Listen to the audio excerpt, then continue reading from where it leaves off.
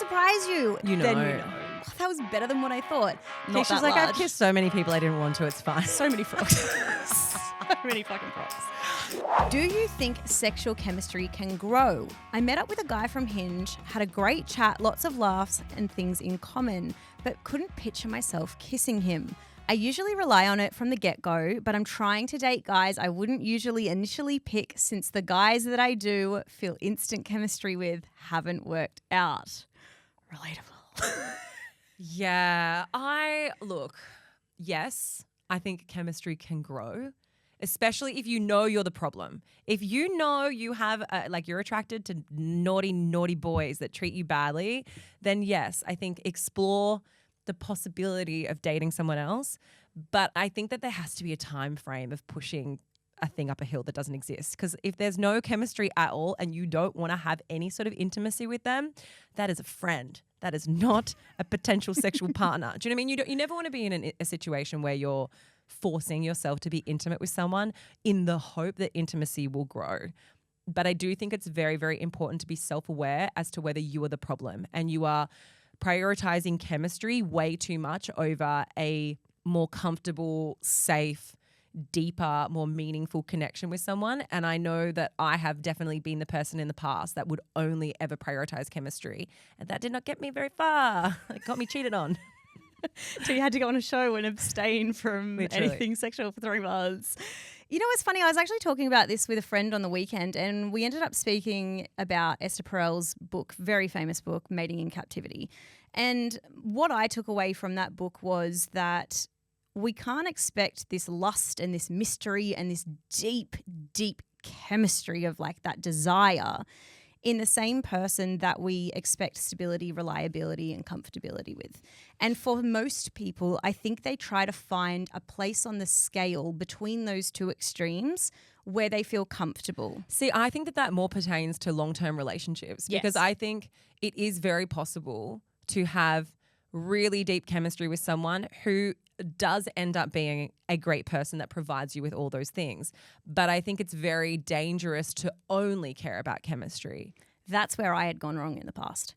So I think without knowing it and without actually really examining my own behavior, I had chased that lust and that mystery to such an extreme that it left me in a position where I kept on wondering, like, why does this not work out with anyone? You know, like, why can't I find these good qualities in the same person that I have this deep chemistry for?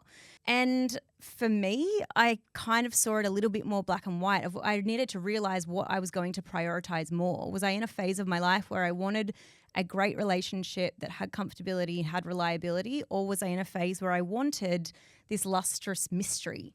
And I kind of dated accordingly, and I ended up in a really good relationship. So I think there is an amount of self-awareness, like you said, Laws, where you may need to examine what you're used to might be very far on the end of that scale. And perhaps you need to kind of pull back your expectations of what chemistry looks like for you. But I do think be careful because I think sometimes, you know, you can read all the self-help books, you can hear, okay, don't prioritize chemistry, prioritize a really good guy and then, you know, build a relationship off that, but you can overcorrect. And there has to be some sort of something. Like I'm talking something that goes beyond just the nice feelings of a friendship in order to build a sexual chemistry and sexual relationship with that person. I don't think that you can spark that match from nothing just because you want to. Yeah, that's very true. It's a very hard thing to force. And another kind of light bulb moment that I had when I was, you know, really diving deep. I'm sorry to be talking about myself, but I think it will be quite relatable from what you've said because I felt very similar. I learnt about different types of attraction, and I know that most people will be aware of most of these, but for me, a real light bulb went off when I learnt the difference between physical, romantic, and sexual attraction. So physical being like you want to be touched by the person, emotional being you know, like the way that they think, you like their personality. Romantic attraction is a type of attraction where people desire a romantic relationship with someone. And different to that is sexual attraction. So that's your desire to have sex with them. So many times for me, I was dating guys that I thought were really good people. So emotional attraction, yes. Physical attraction, I liked being touched by them. I liked them holding my hand. I could also acknowledge that they were physically, objectively attractive people.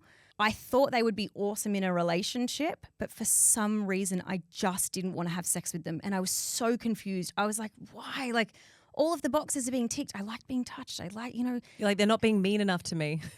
it may well have been that. But I Yeah. realized that I didn't have that sexual attraction for them. And figuring out those different categories made it a lot easier for me to identify. And you're exactly right, Laws. You can't force it. If you do not have any sexual attraction for them at all, forcing yourself into that situation is probably just going to make you feel a bit resentful and get the ick. But it's okay to give a little bit of a chance for that to grow. I think you might not feel it on the first date. You might go on a second date and you're like, oh my God, they're amazing. Like, let's just see. Go on a third date. And I would hope that you do it slowly in a way so that you are able to be perceptive over whether you're feeling attracted to them or not. Because if you go on a third date and then you feel that there's this expectation to sleep with them because you've done like a 3-date rule, like, you don't want to be in a situation where you feels uncomfortable and it doesn't feel great to kind of build that intimacy. But I think it is a good idea, especially when you know that you have been attracted to the wrong things in the past and you're trying to rewrite a pattern. Because you're saying, like, I do these pattern things in my relationships. I've read the self-help books and I want to rewrite a pattern, and I'm acknowledging that this is an issue for me. Give these opportunities. Give these people that you're dating who are great people who you don't feel that like, for, a chance. And maybe that's 3 dates. Maybe that's, a couple of weeks of investing time and energy and see if it grows. But if it hasn't, then that's okay. That just wasn't the person. Because I do think it's important to acknowledge that you can have an element of both. You're not supposed to completely sacrifice chemistry and sexual attraction for a stable relationship. And if you've ever heard that that's the case, you've been lied to. You can have both of those things, but they just live on different scales. And I think it's dangerous when you only prioritize chemistry, because chemistry sometimes can be so strong, so undeniable, that it leaves you thinking, how can this not possibly work? How can we not possibly be meant to be together? And the issue with that is that you end up lowering your standards, because they'll do something that is wrong that normally you would walk away from. But because the chemistry's there, you go, I'll give it another chance. And then slowly that erodes your sense of self-worth. So I think you're going into this relationship with your blinkers not on. And so it's a really safe and great place to be. I just think give it another chance, a couple of chances. And if nothing is growing there, then you know your answer. Yeah, I think for me, chemistry poisoned me. Like, chemistry made me blind to so much bad behavior. Exactly like you said, I just kept thinking, but it's so good. We're meant to be when together. It's really, really, like, the highs are so high. How can this not be something that I'm supposed to be in? And that was me craving dopamine and chasing dopamine. So I very much agree with every single thing that you've said. I think it could be good for you to try and look at this as a whole picture and not just focus on the chemistry. Like, do also try and think about the other things you like. Do you like holding their hand? Do you like other elements of physical touch? And just work out what it is from this person that you're not feeling this really intense desire. You said you couldn't picture yourself kissing him, which is a bit concerning. That's very concerning. Maybe just, you know what? Maybe just kiss him and see if you like it. I feel like that's not putting too much of yourself, locking lips with someone on the big scale, not Keisha's that like, large. I've kissed so many people I didn't want to. It's fine. So many frogs. So many fucking frogs. Might surprise you. You might kiss him and be like, that was better than what I thought. And if you kiss him and it's not, You know. then you know. You've got no sexual attraction there.